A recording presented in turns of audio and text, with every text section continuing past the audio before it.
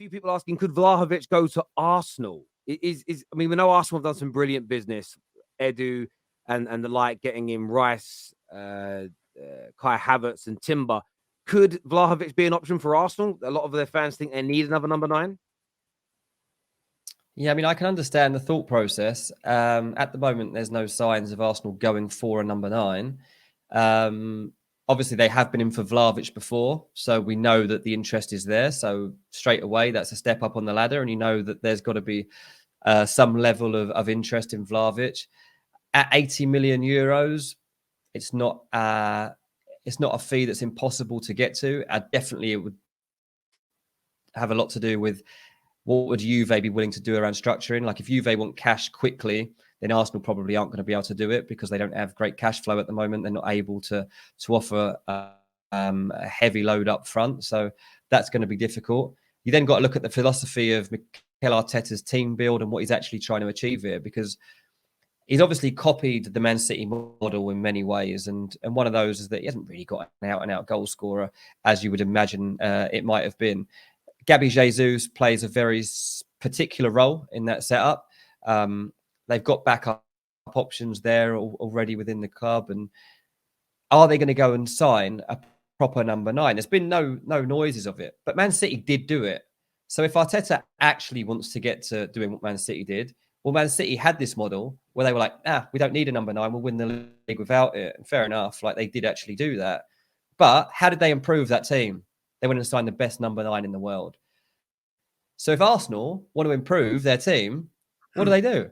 They go and sign one of the best number 9s in the world, which could end up being Dusan Vlahovic. And we know that there's interest in there. So no, there's not interest. No, there's nothing active on Arsenal pursuing Vlahovic right now. But like I said earlier in the show, Juventus are beginning to take calls from the end of this week on players potentially leaving the club. And if those calls are going to happen, then they need to be happening within the next week because Juve want to know exactly where they stand ahead of next season. And Arsenal have that window to get involved in those discussions if they want to. Absolutely. And with Arsenal, we obviously know the deals that have come in. There's still talk of Lavia. But are any more incoming to Arsenal now more dependent on people leaving as opposed to just more additions? So is Lavia going to happen if Partey leaves? Or could that be a deal they pursue if he stays? There's still talk every day at the moment in Spain of Tchouaméni, but Lavia seems far more likely. What's your understanding of the next pieces of activity at Arsenal?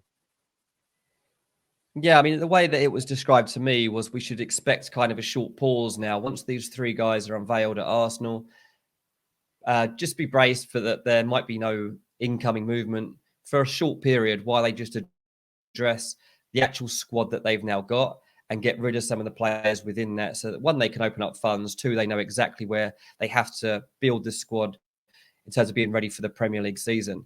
So yeah, there are positions, particularly in midfield, like you say, Partey, like what will happen there. There's also a situation at the back.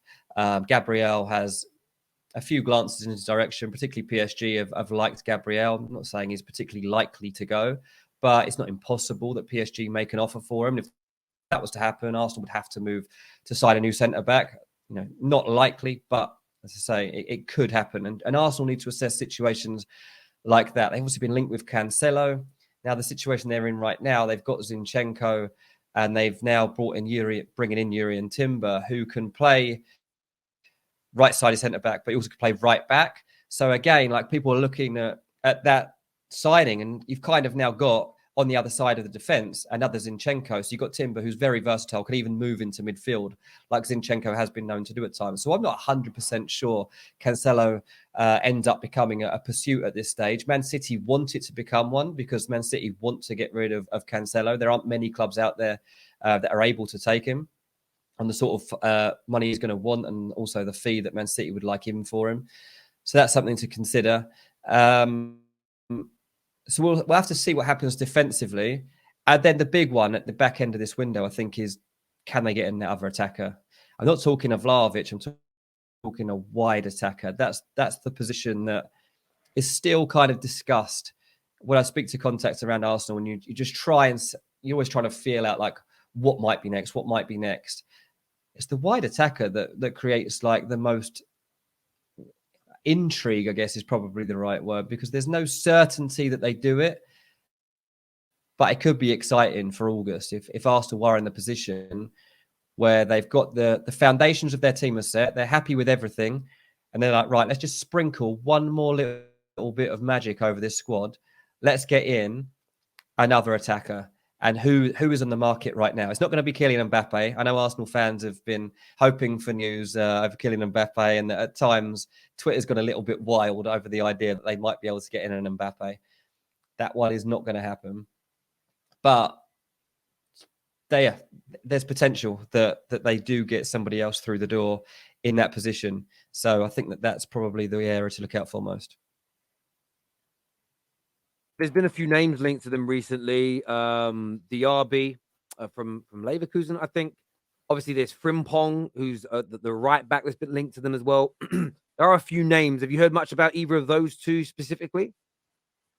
No, Frimpong's been a bit quiet, so I haven't heard anything about that. Diaby, amazingly, still looking for a club. He's been linked with everyone since January and not actually tied anything off. So definitely is somebody that has been of interest to Arsenal. So I wouldn't rule it out, especially if this window wears on and he's looking for a club. So yeah, Moussa Diaby is somebody that Arsenal do like. But again, that would be for the second phase of this window. Like, the focus has been so heavily on getting these first three guys through the door that there is no certainty over who they go for in that position yet. So let's wait until the mini clear out starts to take place, the tidy up, I should say, of the Arsenal squad takes place.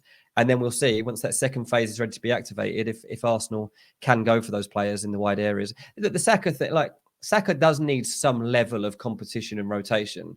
He can't go through an entire season again just being turned out week after week for 90 minutes.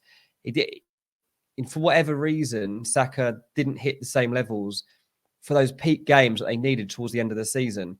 And if that was tiredness, it was just a loss of form, we don't know. But it's no coincidence, really, that he would fall away after being turned out week after week for 90 minutes. And obviously, Arsenal now got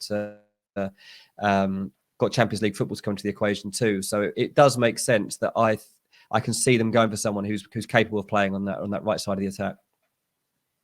There we go. A super chat for you here, Dean. Says, Dean, how do you feel that Fulham are London's first FC? Are you the oldest club in London? Is that true? We're the oldest club in London. Yeah. There's a lot of people seem to dispute this, and I'm not why. I'm sure it's a historical fact. We are the oldest club in London. We used to sing we're the oldest club in London and we're going to Wembley, but that was just for the Championship playoff final, so it wasn't too much to gloat about. But